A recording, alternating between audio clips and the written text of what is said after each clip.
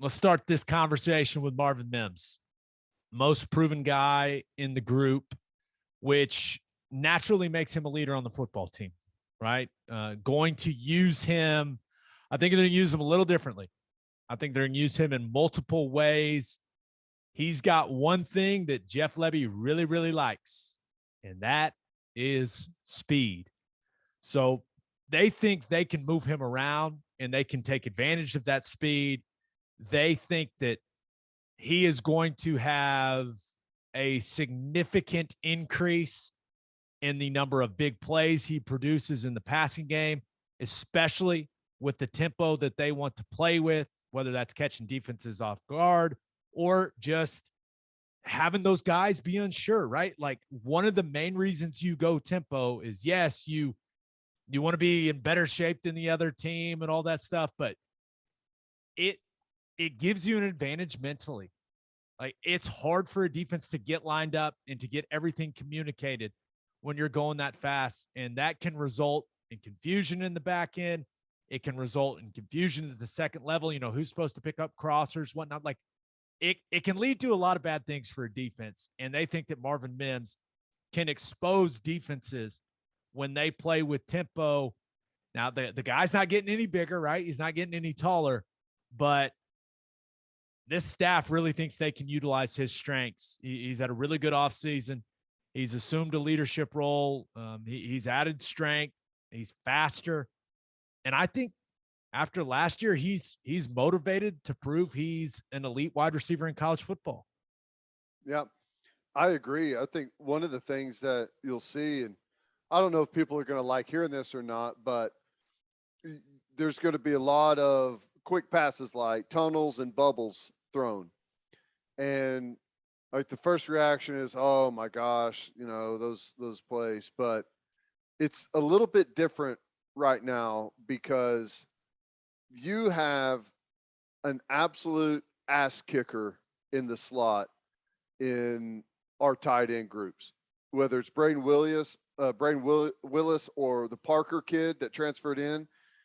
They are destroying guys right there in that spot, and it's turning that play into, what is, typically just a 4 or 5 yard quick opportunity to get a gain into, like, not just an extension of the running game, but an extension of the power running game. It's fun to watch that part of that offense work. Yeah, and I think that's a spot that Marvin Mims can catch a lot of balls. I know this. He wants the ball more. He wants some more, and I think Jeff Lebby is the man to make that happen for him. Of course, Dylan Gabriel got to play at a high level, and I will say this: they're about halfway through spring ball now.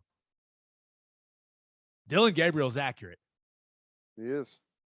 Like, shockingly, I would say the staff is not stunned, but they are extremely pleased with how their starting quarterback is throwing the football.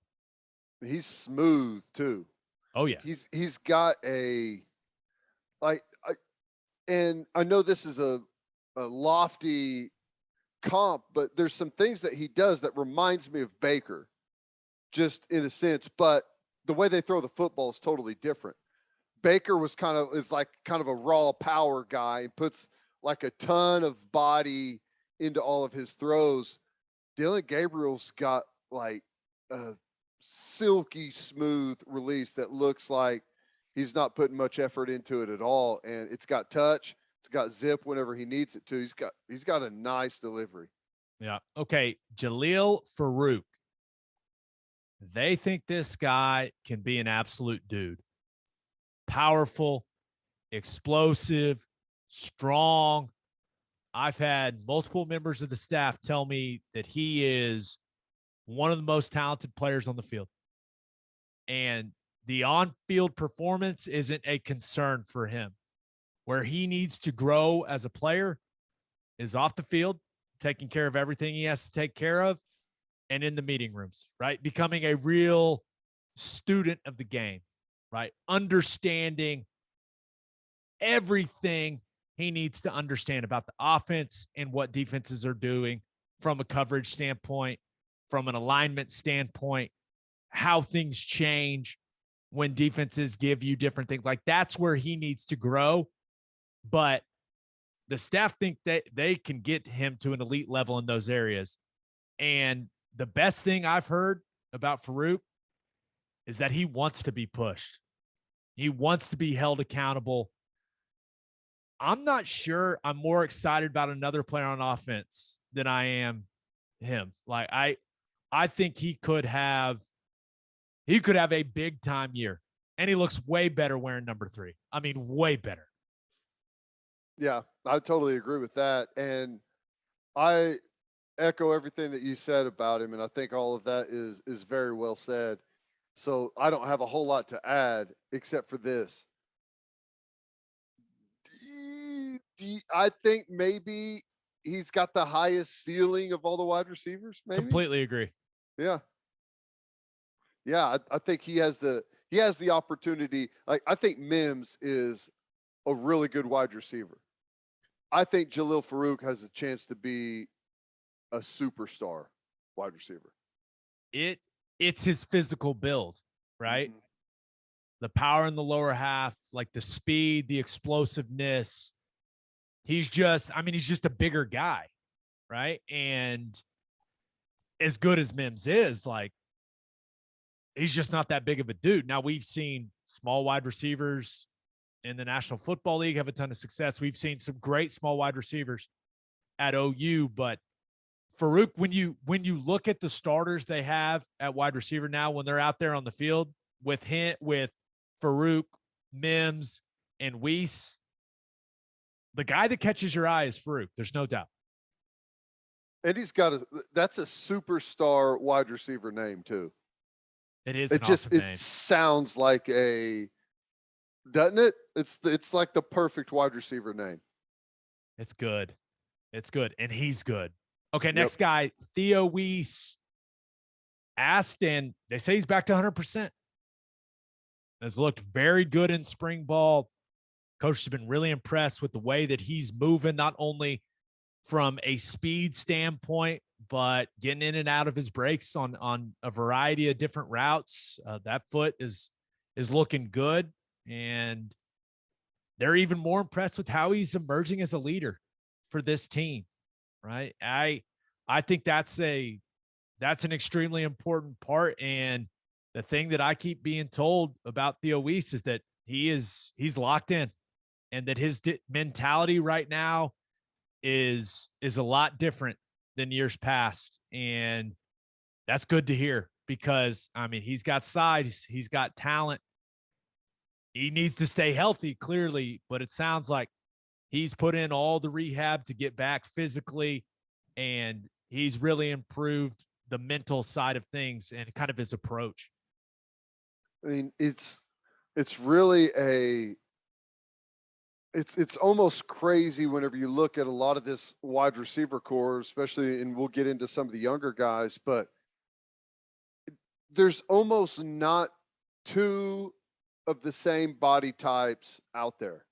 It's almost like they have like the perfect span where every single guy is a different guy. And I think Theo Wease falls into that category of being the chance to be the big physical wideout that they've got, and growing into that spot and kind of taking over that role in the offense, because I think there is a huge availability for that spot. Like, you can do a lot with an overpowering wide receiver. Yeah, there's no doubt. Okay, next guy. That's interesting you mentioned that about body types. I can't remember who told me this. I would give them credit. I just can't remember who told me it.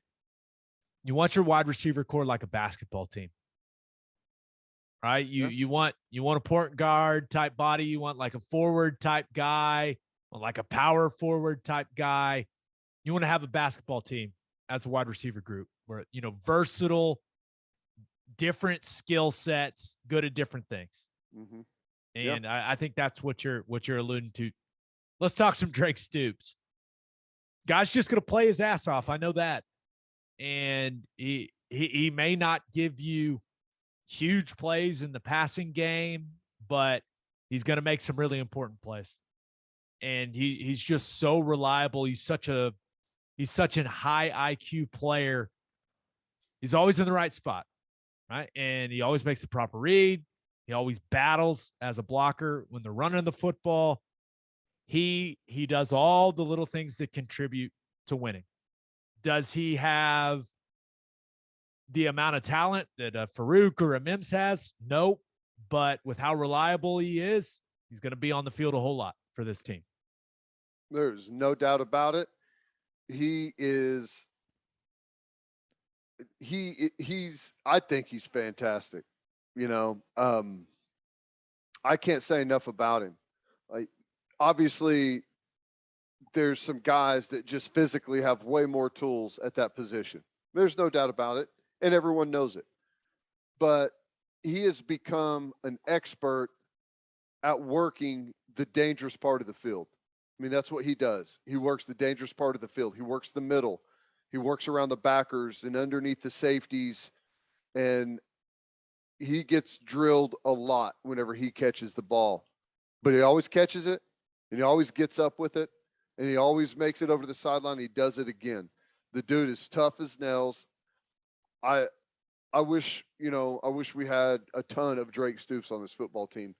And I think we're growing the ranks. There's more guys that are as locked in and can do the little things like Drake does so well. I mean, we're starting to become a football team that has more of those guys, which is exactly what you want. Yeah. So those four guys, Mims, Farooq, Wease, and Stoops are my, no doubt that those guys are going to be on the field. The rest of these guys, I've got three guys in the will they emerge category, and the other two guys I've got just labeled as freshmen. Yeah. So, which is always interesting. So my will they emerge guys are Cody Jackson, Brian Darby, and Trevon West. And right now, of those guys, I think Trey West has had the best spring. And you look at the size, right? 6 foot, kind of a slider guy at 173, but the guy can fly. I mean, he can absolutely fly. And when you've got speed, typically the coaching staff is going to find a way to get you on the field. But the reason I think Trey West has put himself up to this point in a better spot than Brian Darby and Cody Jackson is the fact that Trey West is consistent, right? He's not hot and cold. They know what they're getting from him. And remember, he had some, flashes last season, but his consistency up to this point in spring ball is what I think is going to get him on the field in the fall. If he continues to build and, progress in the same manner he is, he's a guy you're going to see get lots of snaps. Now, Jackson and Darby, I think they're kind of similar with their issues. Like, they look the part physically, right? Especially Darby. I like his build. He's definitely got the physical tools, but both of these guys need to prove to the coaches that they can be consistent guys that can be relied upon, snap in and snap out. And that's how you earn your way on the field. Like for Darby, he has to give him a reason to put him on the field instead of Marvin Mims or Drake Stoops. So you got to prove a really consistent level of being a reliable guy. And I think that's the issue right now with Jackson and Darby. Those guys are going to have to solve that to get significant time on the field. Yeah, no, I agree. And that's not always easy to do, but man, we've seen some amazing things from Brian Darby. We know he's got a ton of skills.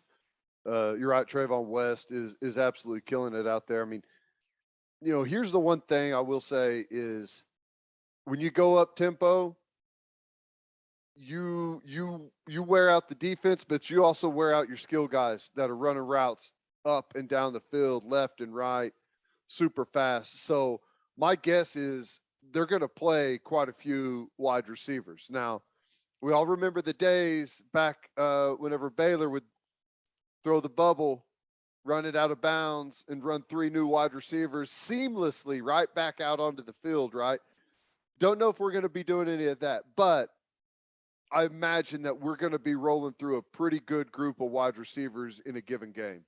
Yeah, and I've asked that question, and I love the answer one of the members of the staff gave me. Said, how many wide receivers do you think you'll realistically play? The answer was as many as it takes to win a championship. And I was like, all right, Easiest way to okay. put it.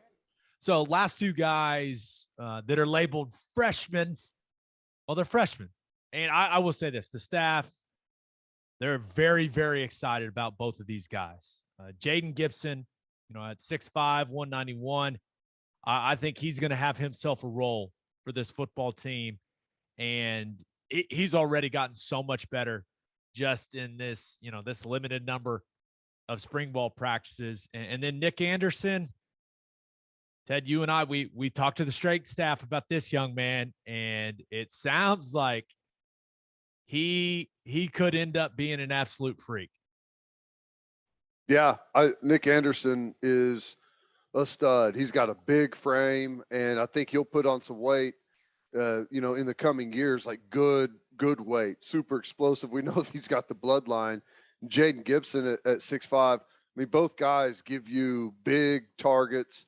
It's a lot, though. I mean, you talked earlier how much they're putting on these wide receivers. Well, imagine being a freshman walking in there, number one, competing with the group that they've got. Number two, trying to pick up this flood of information and have to process it as fast as they do. So it's a lot to ask of those guys. But, man, if you can go up, catch the ball, compete, wide receiver is a place where you can routinely see freshmen play. And I wouldn't be shocked, as long as these guys are healthy rolling into the season, that they play some type of role.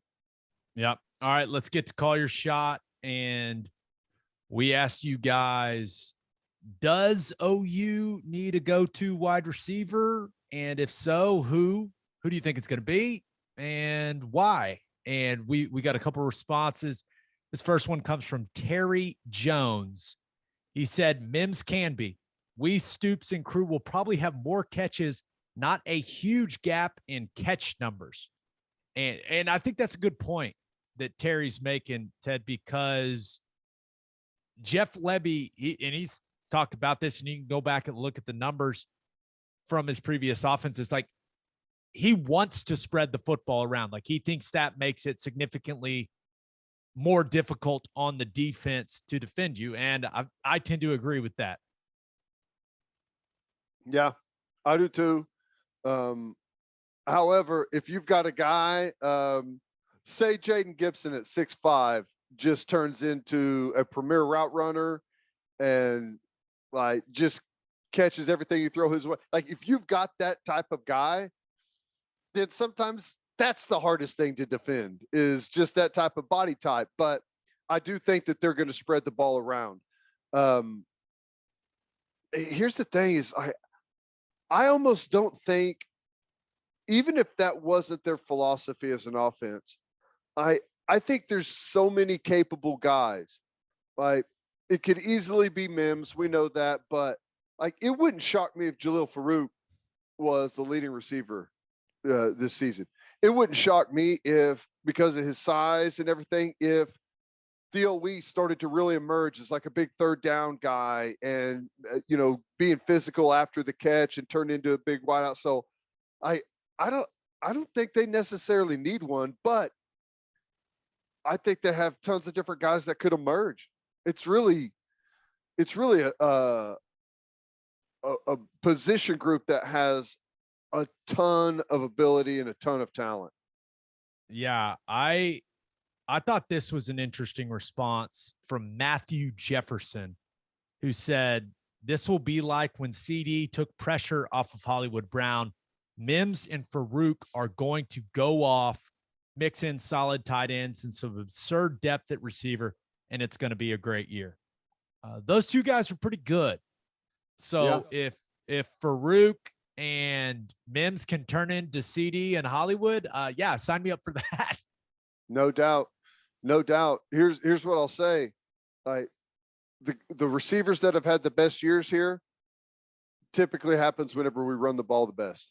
And you look at those years, 17, 18, ran the ball amazingly. Got to get back to that. And I think the wide receivers are going to have a big year.